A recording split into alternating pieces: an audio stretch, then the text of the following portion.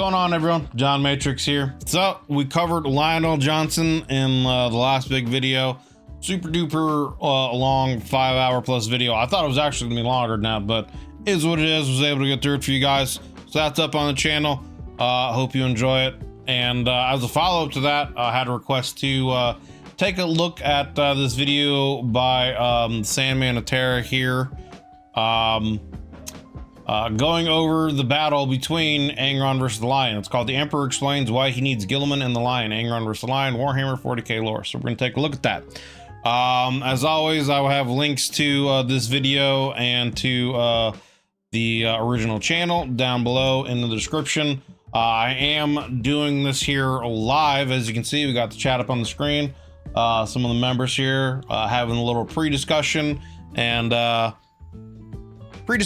discussion during the video and after. So if any of you guys would have any kind of interest in joining our discussion during our members live stream recording sessions here, you can click the join button down below and check out the membership tiers and see if any of those would have any kind of interest and come and join in the discussions that we have here during the videos and on Discord and all that kind of good stuff. But yeah, for now we are going to get into this video. Like I said, Sandman of Terra, Angron Vs the Lion. Let's do this. Boop. And audio is good. Vengeance was Angron's, the Demon Primarch of the World Eaters. 10,000 years ago, at the Battle of the Eternity Gate, Sanguinius had ripped the butcher's nails out of his brother's head and sent the Demon Primarch of Khorne screaming back to the war. But now Sanguinius the Great Angel was long gone, and Angron, the Red Angel, stood atop the tower of the Warpforge Palace.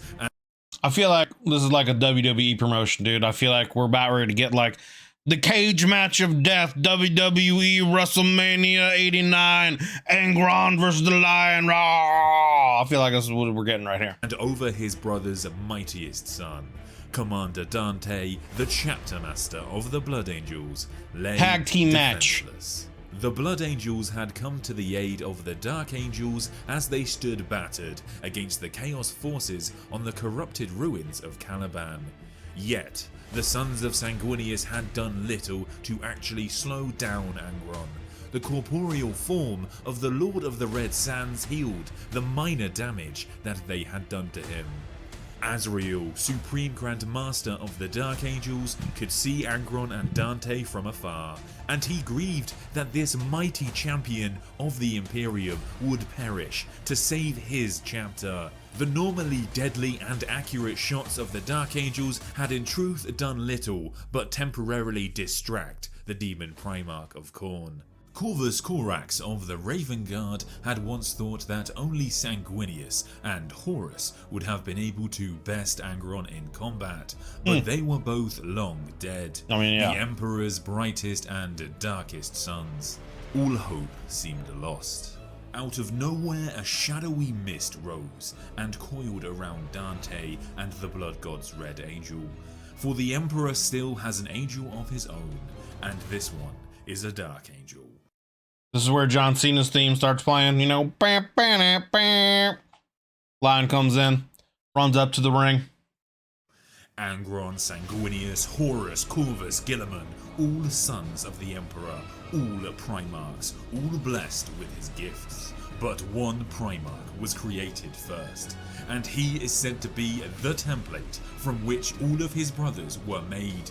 And only he was regarded by the Emperor of Mankind as his firstborn son. Lion L. Johnson stepped from the mist, a demigod knight with a glowing blade and glinting shield, as in the tales of old Earth. I can only imagine what that scene would be like. I kind of talked about this a little bit in the video when Amber King was kind of describing the setup, but like the whole, looking at Angron, this demon Primarch that obviously has been physically, mutated and turned into what he is through his, savagery and devotion now to Khorne, and everything looking completely lost, all the fallen, you know, dark angels and blood angels and all these space marines, and at the last second you see, you know, the beast that is Lionel Johnson just kind of walk out of this mist and with this glowing shield and sword. Like, I don't know, man, that's baller, dude.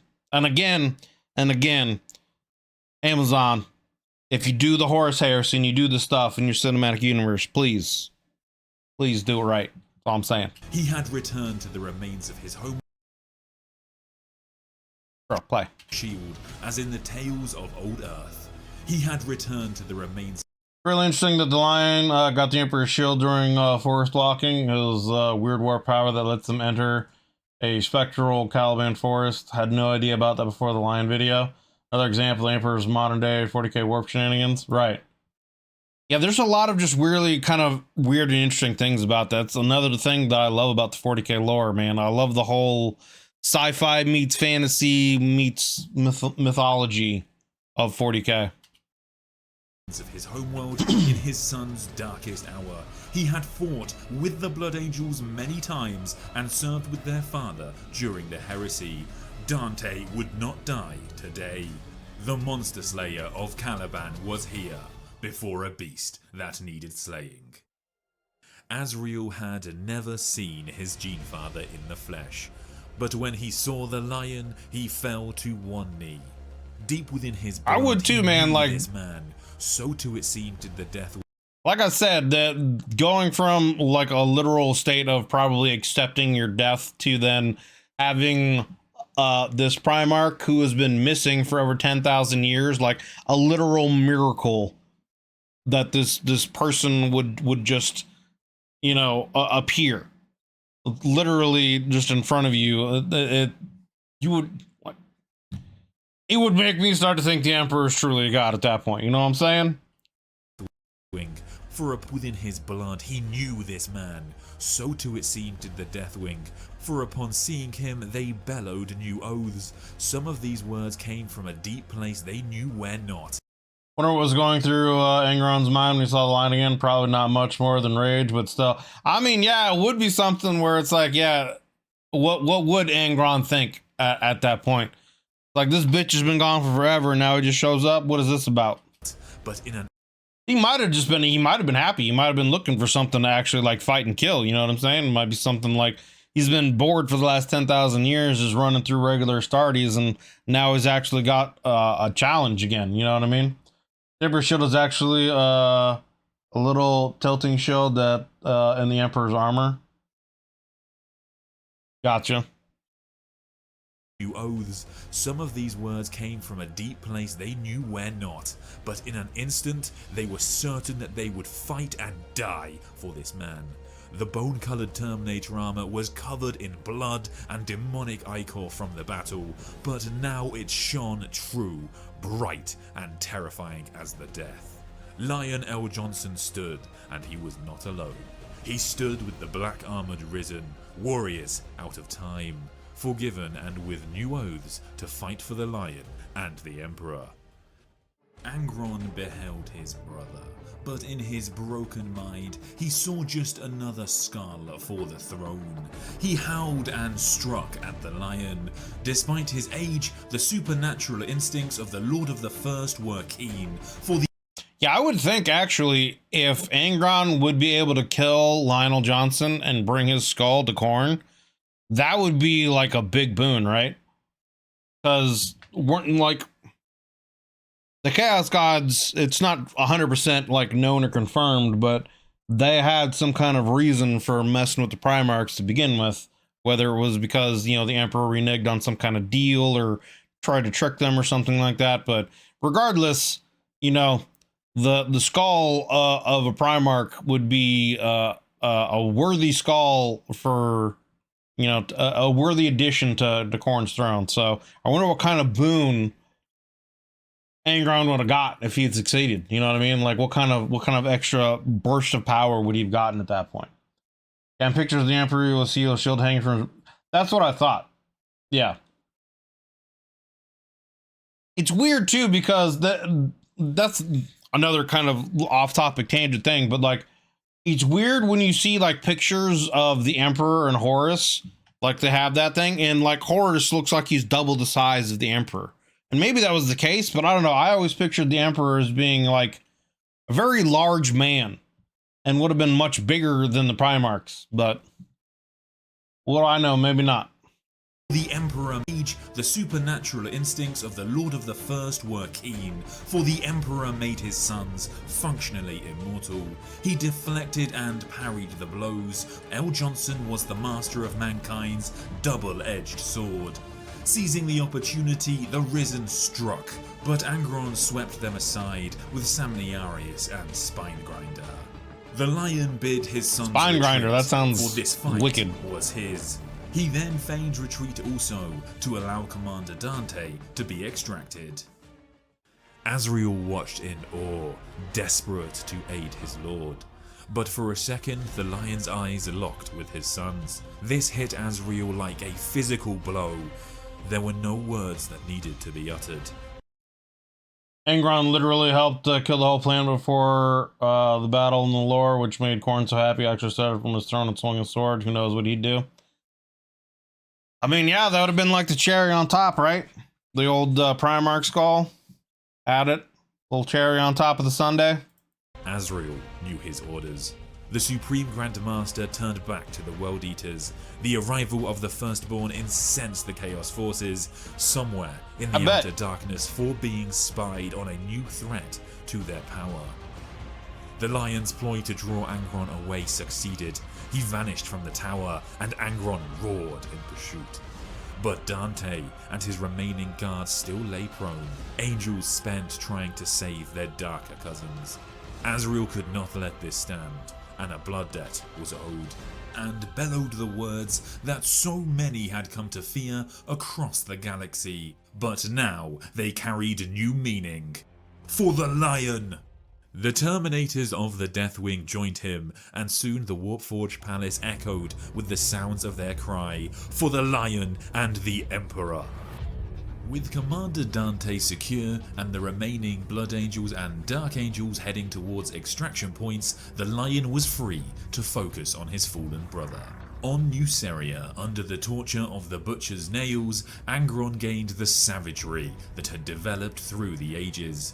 But the Lion's homeworld had developed him too, for he grew up combating wild and warp-tainted beasts. True.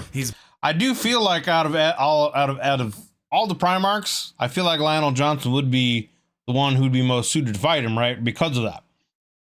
Like, he's turned into essentially just like a mindless, anger instinct driven beast that all like the anger is the only thing that drives him, just his savagery.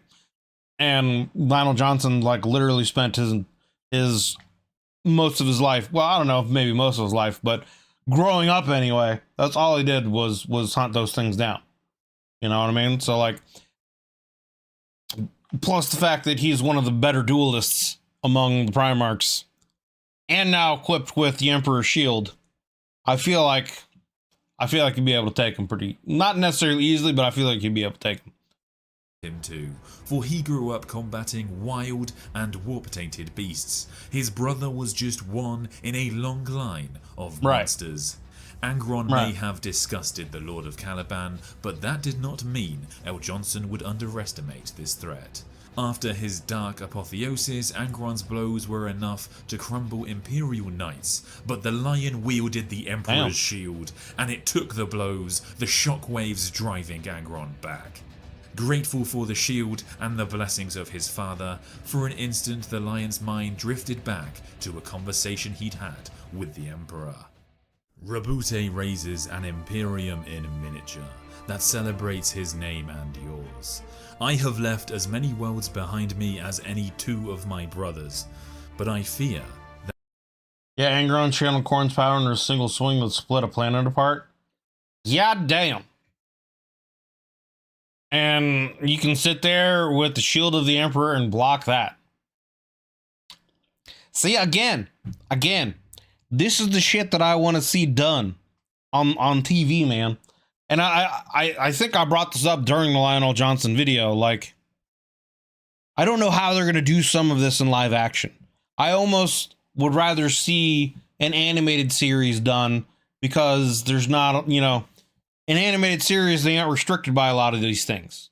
You know what I mean? Like, if they're going to do some crazy shit like that, where they're like splitting worlds apart and having these demigod battles where, you know, these Primarchs are moving faster than the human eye can see and doing all kinds of crazy shit, like the CGI and the cinematography and all that is going to have to be on point. Otherwise, it's just going to be weird. You know what I mean? Anyway, tangent over. Let's get back to the video. As many worlds behind me as any two of my brothers, but I fear that darkness and ash will be the legacy I leave to your Imperium. The Emperor considered long, as he often did, before giving an answer. In the Lion of Egypta, there was an empress named...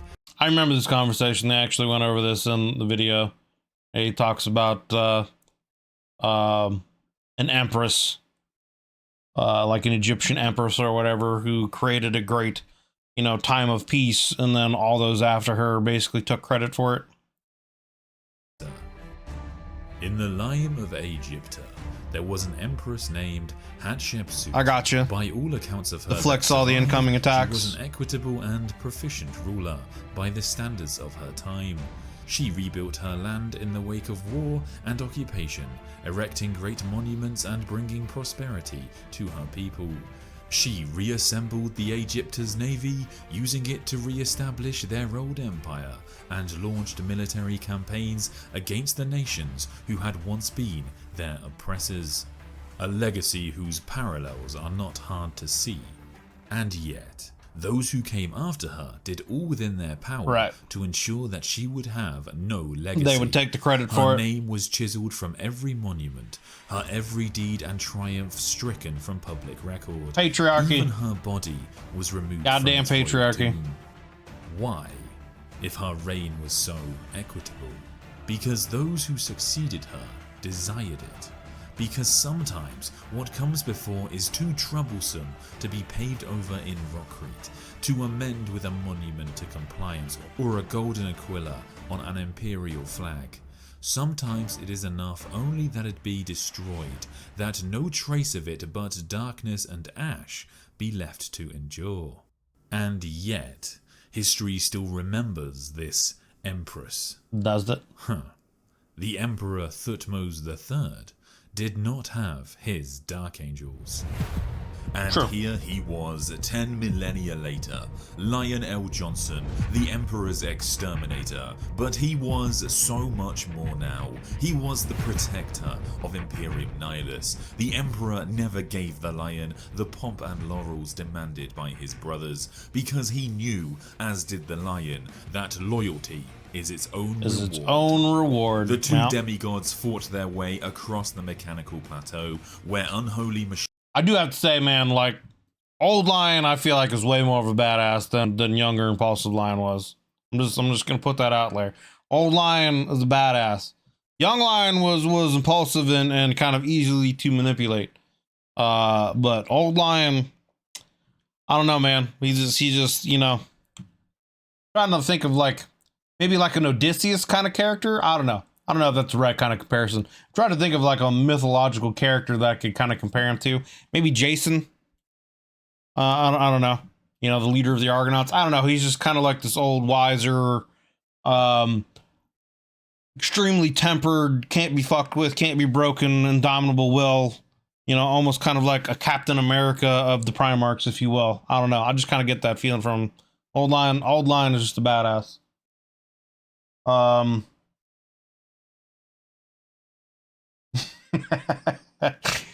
Machineries, demigods fought their way across the mechanical plateau, where unholy machineries pounded and jets of white-hot flame erupted from hidden apertures.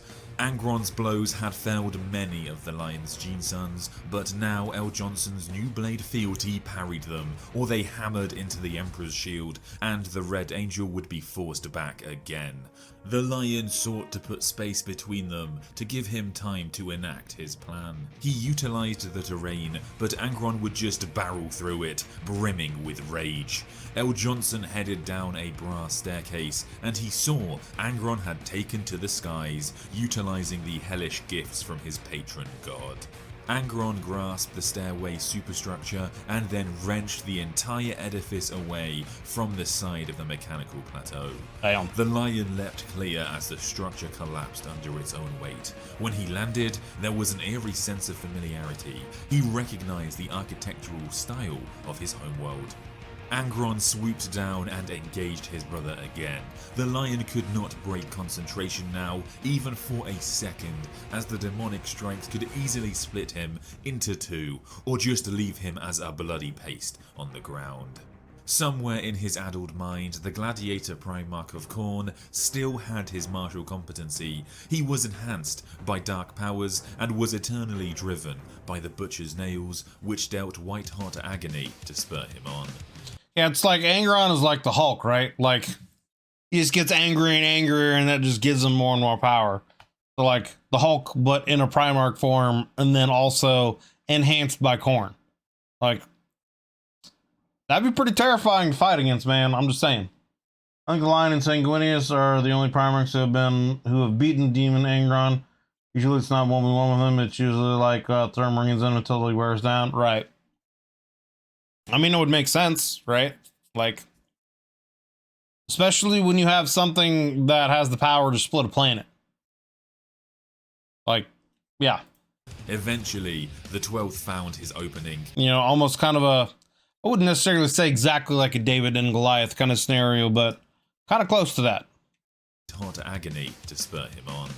Eventually, the 12th found his opening, and with one kick, he cracked the First's armor and sent El'Jonson through a statue and onto a rooftop behind.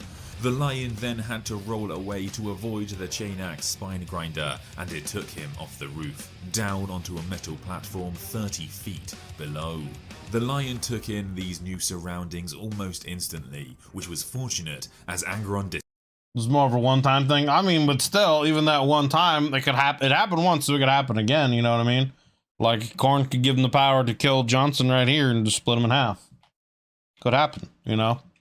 took in these new surroundings almost instantly, which was fortunate as Angron descended. The lion was prepared, and Angron crashed upon the Emperor's shield and was held back by an explosion of golden energy. Quickly on his feet again, Angron grabbed a nearby World Eater's Predator tank and launched it at the Primarch of the Dark Angels. The lion dodged it easily enough. Man's just throwing a tank now. He's just throwing tanks. That's what this battle's devolved into. Launched it at the Primarch of the Dark Angels.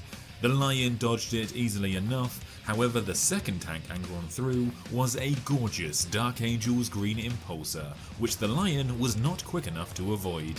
It smashed into the Lord of Caliban and took him through the stonework behind.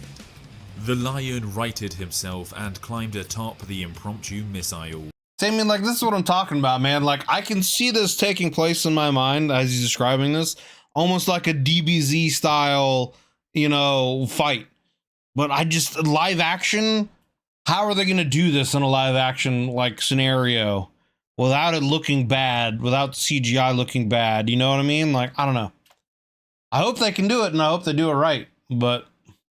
As Angron dove at his brother again, the lion dove aside and managed to hammer his father's shield into the back of the Red Angel's head for good measure. Angron was sent into a ruin and was buried beneath its collapse.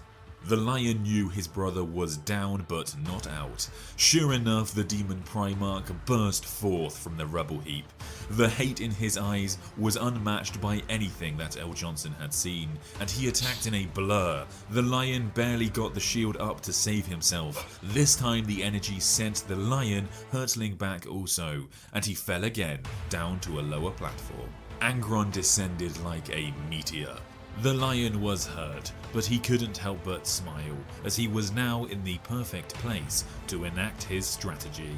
You see, during the heresy, the lion had led the hunt for his brother, Conrad Kurz the Night Haunter.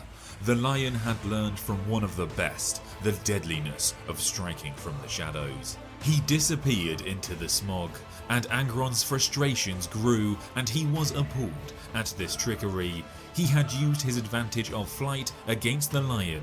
Now it was his brother's turn to demonstrate his gifts. The smog eclipsed Angron's demonic senses, and he was forced to swipe wildly at where he thought the lion would be. As his weapons passed through nothing but smog, the lion pounced. He drove the Emperor's shield into his brother's side. Angron was thrust into the air, but as he turned, the lion vanished once again. The Lord of Caliban felt as if he was back on his homeworld of old, hunting monsters in the misty forests. Again and again he struck, and Angron's blows found only empty space or occasionally the Emperor's shield. As Angron's fury reached new levels, the lion waited for his chance. But finally, Angron caught sight of his brother. A piston discharging steam had blasted aside the veil of smog. Angron beat his wings and hurled himself at the lion. He swung his weapons to decapitate his brother. Yet, this time the lion made no effort to defend. With blistering speed, he instead dropped to one knee, braced his blade with his whole body, and let Angron slam straight into his raised point. He used his own momentum to impale him. He let him impale himself, essentially. Smart. That's one of the things that you're supposed to do against like grizzlies or whatever. If you're ever in a situation where you absolutely have to defend yourself against like a grizzly, if you happen to have a spear, you know, they oftentimes like to stand up to intimidate things. And if you get under them, you know, you let them fall on the spear or whatever and use their own weight to kill them. The Demon Primarch's own impetus drove the glowing blade up through his torso until it erupted from the nape of his neck in a mountain of gore. The force took the lion over with it, and when they landed, the blade fealty had pierced Angron's wing and pinned him. Angron desperately thrashed and howled, but above him was the Monster Slayer, the true lord of this wretched place. The battle had taken its toll on the aged Primarch. Now he would finish it. He gripped the Emperor's shield with both hands and raised it above Angron's head. So many of his sons had died today fighting the Red Angel. The lion knew his purpose now. He had failed his father. He may have also failed his brothers. He will not fail his sons. The shield came down. Angron was banished. The lion headed to the extraction site, tuning into the Dark Angel's command channel for the first time in 10,000 years. When he had looked at the lion, Azrael had made a silent oath that he would get Commander Dante to safety. He had done his duty. The first of many oaths he and the rest of the Sons of the Lion would make for their lord, for there is much work to do. So there we have it, Lion L. Johnson has returned. If you enjoyed this video, please do consider supporting the channel through the join button on the page below. Otherwise, a like and subscribe does go a long way. Your support is greatly appreciated and helps me bring more of this kind of content. But thank you so much for watching, and I'll see you next time. Nope. Fine. There we go. All right. Anyway, so there it is. There it is. That was Sam and Terra. That was Angron versus the Lion. Great video. Great, you know, description of the battle between them. And like I said, as we were going through it, I just see in my mind like this Dragon Ball combat of them. You know, the tanks being thrown and them being thrown through walls and bashed like a comet down to, you know, the arena below and all that kind of stuff. And I just hope that we see it at some point in time, you know, in cinematic setting. That will hopefully be, you know, what Henry Cavill and Amazon have for the Warhammer 40K show. I just hope they get it right. But what a badass, you know, entrance and everything. Like to be gone for over 10,000 years, for no one to, you know, expect or think anything, and to be in a position of like all is lost. You know, it's almost kind of like a scene out of Lord of the Rings, you know, where like everything's lost, and then all of a sudden, you know, Gandalf shows up, or Aragon, or whoever, you know, great hero shows up and saves the day. It would definitely make you think that the Emperor truly is a god, and the Emperor protects. But yeah, great video. I appreciate you guys hanging out and watching it with me. If you enjoyed the video, you know, consider leaving a like and a sub, as it helps me and helps the channel grow. If you would like to take that support a step further, you can check out the membership benefits down below. Click the join button and check out and see what the various tiers have to offer. Like I said, I'm doing this reaction live right now. As you can see the chat up on the screen. For my YouTube members, we're sitting here chilling, watching this video and having some discussions. And we're gonna have a post-video discussion here right now, going over and talking about more things. And yeah, so if you guys are interested in that, check all that stuff out. Appreciate you guys. Hope you're having a wonderful day whenever you're watching this. And I will see you guys on the next one.